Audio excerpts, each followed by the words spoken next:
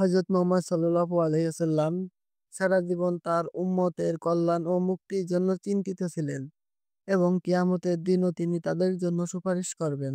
তিনি বলেন, প্রত্যেক নবীরই একটি দোয়া কবুল হয়। প্রত্যেক নবী তার দুনিয়াতে সেই দোয়া করেছেন।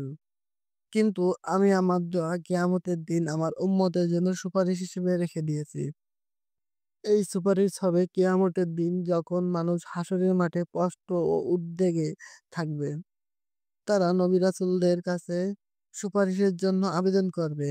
কিন্তু কোন নবী রাসূলগণই সাহায্য করতে পারবে না। তখন তারা বলবে যে শেষ নবী হযরত মুহাম্মদ সাল্লাল্লাহু আলাইহি ওয়াসাল্লামের কাছে যেতে। তখন হযরত মুহাম্মদ সাল্লাল্লাহু আলাইহি ওয়াসাল্লাম এগিয়ে আসবেন এবং আল্লাহর দরবারে সমগ্র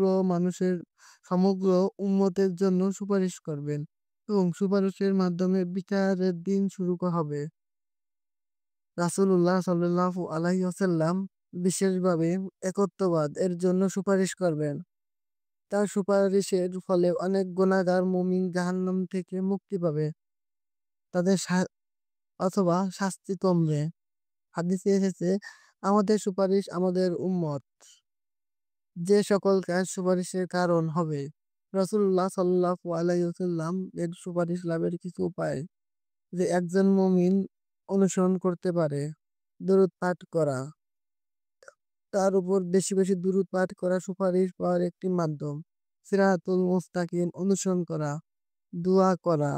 সুপারিশ কেবলমাত্র আল্লাহর ইচ্ছা ও অনুমতিতেই হবে। কুরআনে বলা হয়েছে, রাসূলুল্লাহ সাল্লাল্লাহু আলাইহি ওয়াসাল্লাম আল্লাহর দরবারে সুপারিশ করবেন এবং আল্লাহ তা কবুল করবেন, কারণ আল্লাহ তাকে এই বিশেষ মর্যাদা দিয়েছে।